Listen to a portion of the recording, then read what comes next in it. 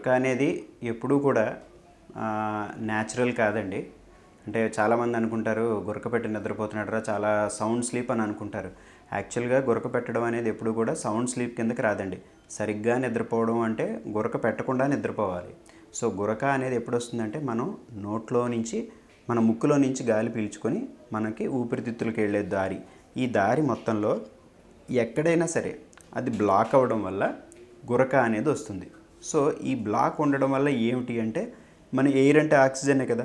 So మన ముక్కులో నుంచి లంగ్స్లోకి వెళ్ళే ఆక్సిజన్ని మనం ఎప్పుడైతే ఈ గురక వస్తున్నప్పుడు ఎప్పుడైతే ఆ లెవెల్స్ బ్రెయిన్కి వెళ్ళేవి కానీ ఆ ఆక్సిజన్ లెవెల్స్ అవి తగ్గడం వల్ల దాని తదనంతర పరిణామాలు ఉంటాయన్నమాట.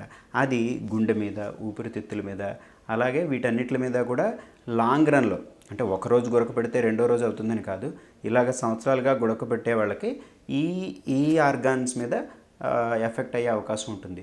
అదేవిధంగా రాత్రి నిద్ర సరిగా పోలేదనుకోండి, పొద్దుట లేచిన తర్వాత మనకి నిద్రగా అనిపించడం, డే అంతా కూడా చాలా డిస్టర్బ్ అవుతున్నట్టు ఉండటం, కార్ డ్రైవింగ్ చేస్తూ కూడా కొంతమంది నిద్ర వస్తున్నట్టు ఫీల్ అవుతారు.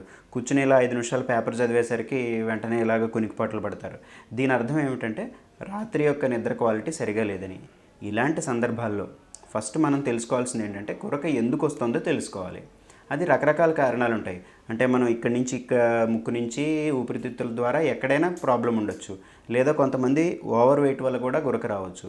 సో వీటన్నిటిని ఎవాల్యుయేషన్ చేయడానికి కొన్ని స్పెసిఫిక్ టెస్ట్స్ ఉంటాయన్నమాట. దీనికోసం ముందుగా ఒకసారి ఈఎన్టీ స్పెషలిస్ట్ని మీరు సంప్రదిస్తే వాళ్ళు మీకు తగిన సలహాలు, సూచనలు ఏమేమి చేయించుకోవాలనేది చెప్తారు.